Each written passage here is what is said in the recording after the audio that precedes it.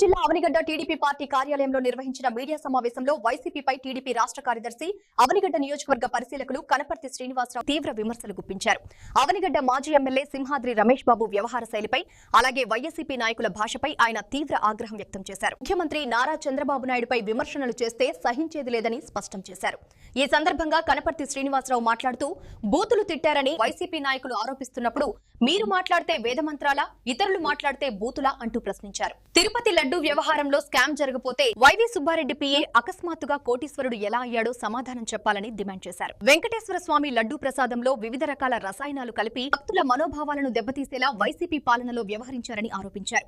మతాలు కులాలను రెచ్చగొట్టే వ్యాఖ్యలు వైసీపీ నాయకులు మానుకోవాలని హితవు పలికారు. వైసీపీ అధినేత జగన్మోహన్ రెడ్డి మాటలు విని రెచ్చిపోతే గతంలో ముద్రగడ పద్మనాభం మాదిరిగా సింహాద్రి రమేష్ కూడా కులం మార్చుకునే పరిస్థితులు రావచ్చని ఎద్దేవా చేశారు. అందరికీ నమస్కారం. ముఖ్యంగా print media and electronic media మిత్రులందరికీ కూడా తరలి చేస్తా ఉన్నా. మొన్న గౌరవ మాజీ శాసనసభ్యులు అవనగడ్డ సింహాద్రి రమేష్ గారు విలేకరుల సమావేశం ఏర్పాటు, అంబటి రాంబాబు అరెస్ట్, కల్తీ లడ్డు విషయం, కులాల విషయం, నేనేదో బూతులు మాట్లాడానని చెప్పి నా పేరు, పవన్ కళ్యాణ్ గారిని ఏదో నెగ్లెక్ట్ చేస్తున్నారు తెలుగుదేశం, ఒక 4-5 అంశాల మీద అసత్యాలు మాట్లాడాడు. ఈ సందర్భంగా నేను గౌరవ మాజీ శాసనసభ్యులు సింహాద్రి రమేష్ గారి ఛాలెంజ్ చేస్తా ఉన్నాను. పరిశీలించి వాస్తవాలు తెలుసుకోమని చెప్తా ఉన్నాను.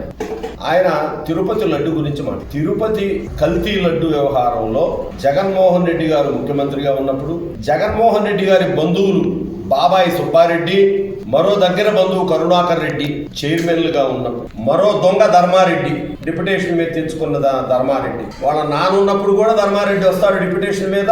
వైఎస్ ఫ్యామిలీ ఎప్పుడు అధికారంలోకి వచ్చినా దొంగలు వచ్చేస్తారు. అసలు అక్కడ నెయ్యి లేదు, ఆవులు లేవు, అసలు ఎటువంటి పరిశ్రమలు లేకుండా రసాయనాలతో నెయ్యి తయారు చేశారు.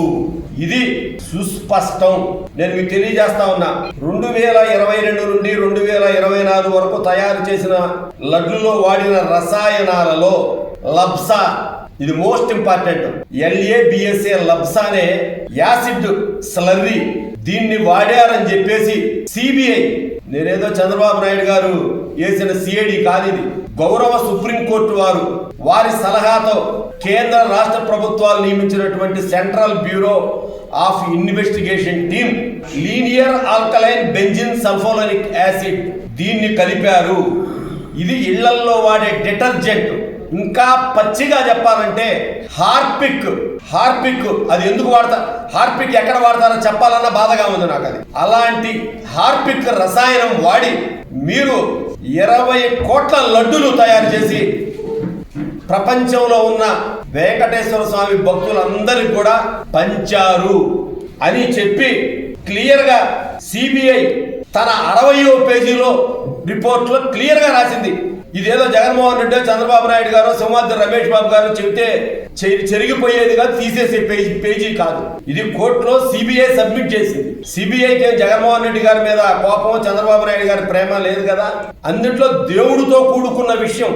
అటువంటి విచారణలో అధికారి తప్పు చేస్తే ఎలాంటి శిక్ష దేవుడు వేస్తాడో కూడా అధికారులు కూడా భయపడతారు. ఇంత నీచానికి పాల్పడ్డ మీ చైర్మన్ సుబ్బారెడ్డి, కరుణాకర్ రెడ్డి, ధర్మారెడ్డి, వీళ్ళని ఉరి తీసినా పాపం లేదని చెప్తా ఉన్నా. అయ్యా రమేష్ బాబు గారు, మీరు ఒక్కసారి CBI సబ్మిట్ చేసిన రిపోర్ట్ తెప్పించుకొని చదవండి. ఇంకా చెప్పాలి అంటే ఈ రాష్ట్రంలో ఉన్నటువంటి ఒక తెలుగు సీనియర్ జర్నలిస్ట్ సవాల్ చేశాడు. దమ్ము ధైర్యం ఉంటే నాతో చర్చకు రమ్మన్నారు. ఇర్రెస్పెక్ట్ ఆఫ్ పార్టీ, తెలుగుదేశం వాళ్ళు వస్తారా, వైసీపీ వాళ్ళు వస్తారా, కమ్యూనిస్టులు వస్తారా, భక్తులు వస్తారా, హేతువాదులు వస్తారా, ఎవడన్నా రండి, నేను ఈ రిపోర్ట్ మీద ఛాలెంజ్ అన్నాడు. NDDB రిపోర్ట్ ఏమిచ్చింది? Animal fats. తెలుగులో మాట్లాడాలన్న బాధగా ఉంది ఆ పదాన్ని. యానిమల్ ఫ్యాట్ కలిసింది దీంట్లో. అది ఇచ్చిన రిపోర్టే చంద్రబాబు నాయుడు గారు చదివారు. NDDB రిపోర్టే యాజ్ ఇట్ ఈస్ గా యానిమల్ ఫ్యాట్ కలిసిందని చదివారు ఆయన. ఆ తర్వాత హర్యానాలో ఉండే NDRB రిపోర్టు వాళ్ళు ఏమన్నారు? మా దగ్గర యానిమల్ ఫ్యాట్ కలిసిందా లేదా చేసే టెస్ట్ చేసే ఎక్విప్మెంట్ మాకు లేదు, కానీ కలిసినట్టుగానే ఉంది, మీరు ఇంకో ల్యాబ్కు పంపించుకోండి అని వెరీ క్లియర్ గా ఇచ్చారు. అసలు ఈ కల్తీ నెయ్యి సూత్రధారి సుబ్బారెడ్డి పిఏ అప్పన్న. ఈ అప్పన్న ఒకేసారి ఈ 4 సంవత్సరాల్లో నీ పిఏ కోటీశ్వరుడు ఎలా అయ్యాడు, అంత బ్యాంక్ అకౌంట్ ఎక్కడి నుంచి వచ్చింది, మీరు పక్కాగా దొరికిపోయారు.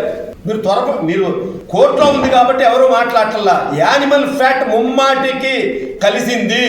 కల్తీ లడ్డు అనేది మీరే ఒప్పుకుంటున్నారు స్వయంగా. లడ్డు అయితే కల్తీ జరిగింది, చంద్రబాబు నాయుడు గారు చెప్పినట్టు యానిమల్ ఫ్యాట్ కలవలేదంట. సిగ్గుందా ఏమైనా మీకు? మేము ఏంటో అనుకున్నాం. ఆ పాపం శాపం తగిలే ఇక్కడ పాపం రమేష్ గారు 50,000 పై చిలుకు ఓటుతో ఓడిపోయాడు.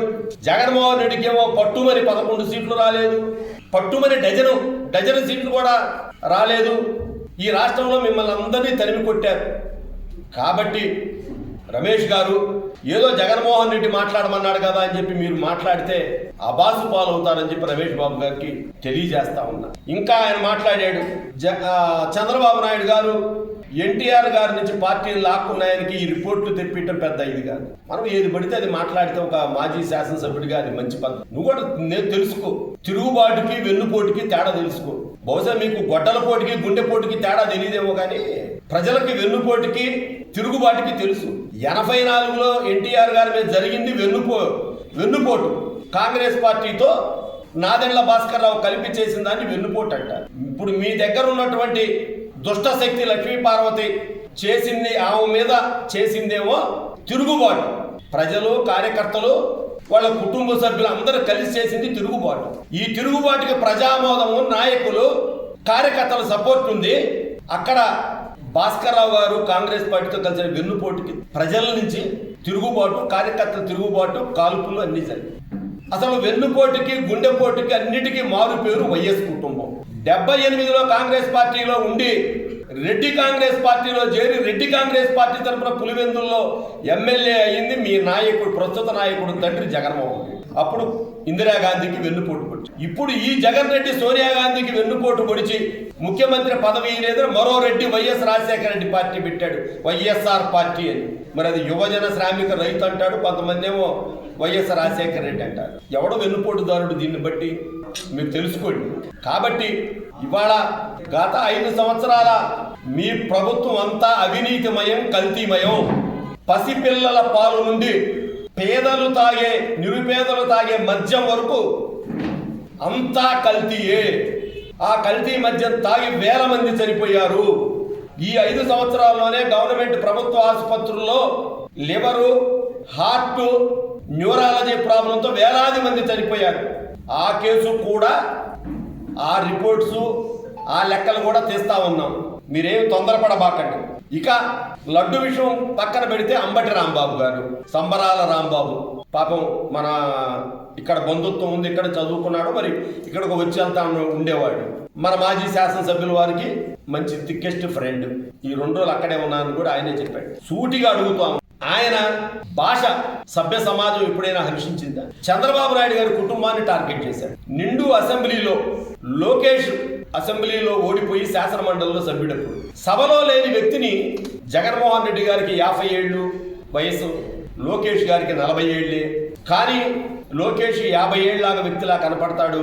అదృష్టవశాత్తు మా నాయకుడు జగన్మోహన్ రెడ్డి 40 ఏళ్లలాగా యువకుల్లా కనపడతాడు, పని కూడా అలా చేస్తాడని బాడీ షేమింగ్ చేశాడు సభలో లేని వ్యక్తి. ఆ తర్వాత ఏ రోజు రాజకీయాలు జోలి రాని, మాట్లాడని ఎన్టీఆర్ గారి కుమార్తె చంద్రబాబు నాయుడు గారి సతీమణి భువనేశ్వరమ్మ గారి గురించి అతి నీచంగా మాట్లాడిన వ్యక్తి అంబటి రామ్. నిన్నెవడైనా అంటే నువ్వు వాడి గురించి మాట్లాడు, నేను నిన్నేమన్నట్టు నువ్వు వచ్చి మా ఇంట్లో మమ్మల్ని పడతావు, మా నాన్న పడతావు. నిన్ను ఏదైనా గంట అరగంట నువ్వు చేసావు, ఏం గంట ఏందో అరగంట ఏందో మా పాడి మాకు తెలియదు. నేను అన్నవాళ్ళు అడుగు అరగంట, అది ఎవడో అన్నాడు అసెంబ్లీలో. నువ్వు వాడి గురించి మాట్లాడు, అతని గురించి మాట్లాడు. భువనేశ్వరమ్మ గారు ఏం చేసింది, అసలు ఆమె గురించి మాట్లాడటం ఏంటి? ఆ తర్వాత నిన్న మేము అధికారంలో ఉన్నప్పుడే 2014-19లో నిన్ను నమ్మం బాబు అని ఒక పోస్టర్ వేసుకొని తిరిగారు ఊరంతా, అన్ని కార్లకి స్టిక్కర్లు వేసి. ఆ రోజు మేము ఏమనలా, మేము ఆ స్టిక్కర్లు పేకలేదు, మిమ్మల్ని కొడతామని ఎక్కడ బెదిరియలేదు. మా చేతనైన కంప్లైంట్ డీజీపీకి ఇచ్చాము, తీసేశారు, లేని చోట లేదు తప్ప మిమ్మల్ని ఎక్కడ మేము థ్రెటన్ చేయాలి. పోస్టర్లు ఎవరో వేసుకున్నారు గుంటూరులో ఈ లడ్డు గురించి.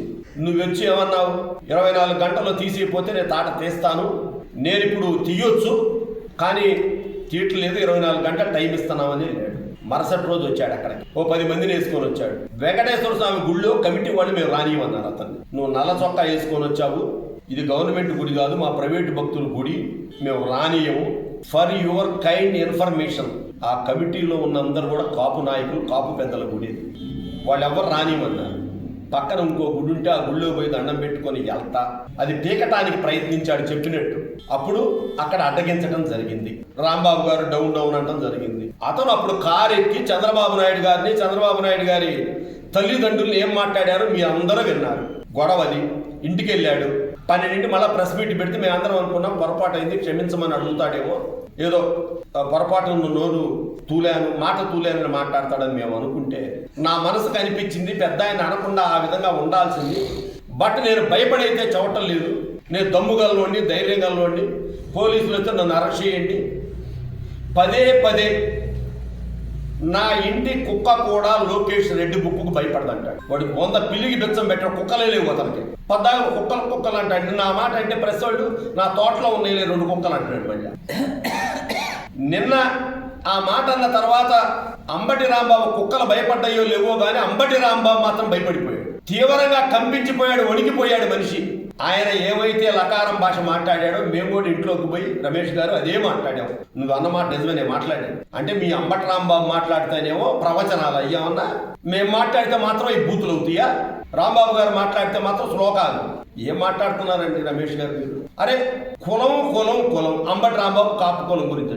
అరే స్వామి అతను చెప్పాడు నా కులాన్ని అంటగట్టద్దు, నేను కుల నాయకుడిని కాదు, నేను వైఎస్ కుటుంబ కట్టు బానిసనే అని చెప్పాడు అతను అనేక రకమైన వీడియోలు.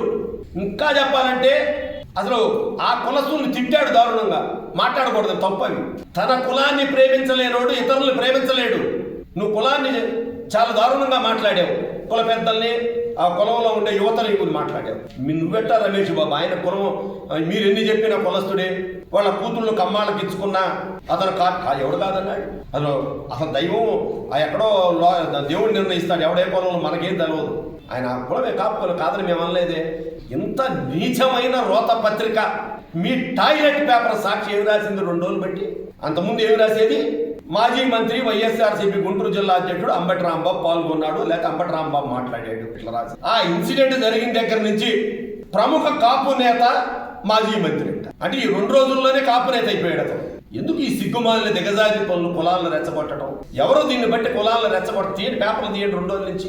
గతంలో రాంబాబుని ఎట్లా సంబోధించారు మీ పేపర్లో? దీనికి సమాధానం చెప్పాలి రమేష్ గారు. కులాలు రెచ్చగొడుతుంది మీరా మేమా? దీన్ని బట్టి అసలు మీ నాయకుడు హార్డ్ కోర్ కనుమూరి రవిచంద్రారెడ్డి ప్రాణం నువ్వంటే, అటువంటి కనుమూరి రవిచంద్రారెడ్డి రాజీనామా చేసి నీ పార్టీకి బీజేపీలో చేరి నిన్నగాక మొన్న ఒక వీడియో రిలీజ్ చేశాడు. నేను రెడ్డిగా చెప్తా ఉన్నా, కమ్మ కులం అంటే జగన్మోహన్ రెడ్డికి ద్వేషము, వాళ్ళ మీద వాళ్ళ అధికారులు పదే కేసులు పెట్టియండి అని చెప్పి వేధించాడు. దాని ఫలితమే ఆ పార్టీకి ఆ కర్మ పట్టింది. దళితుల్ని హత్య చేయిస్తాడే హ్యాపీగా నవ్వుతాడు. సుధాకర్ గారిని ఆ విధంగా హత్య చేశాడు. రేపల్లె పక్కన గౌడ కులస్తుడు చాలా యువకుడు, చిన్నవాడు, గోతంలో కట్టి చంపేశాడు వెంకటేశ్వర రెడ్డి అనే వైకాపా కార్యకర్త. నీ పక్క ఎప్పుడైనా చూసొచ్చావా రమేష్ గారు?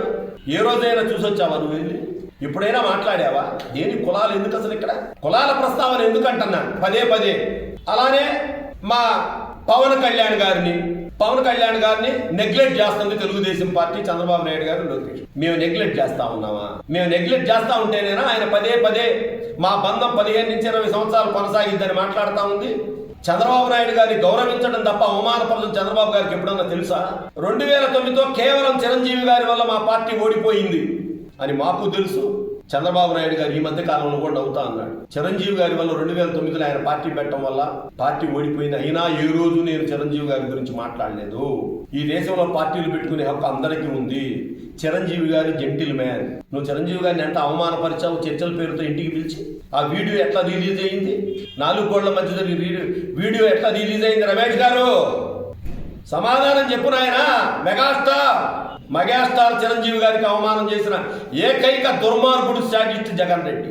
రాజకీయాల్లో పార్టీ పెట్టకూడదా? పవన్ కళ్యాణ్ గారు వాళ్ళన్న పార్టీని మూసేసాడు కాబట్టి ఈయన పెట్టకూడదంట. ఎవరు చెప్పారు? నువ్వు చెబితే పార్టీలు పెట్టాలి, నువ్వు చెబితే మూసుకోవాలా?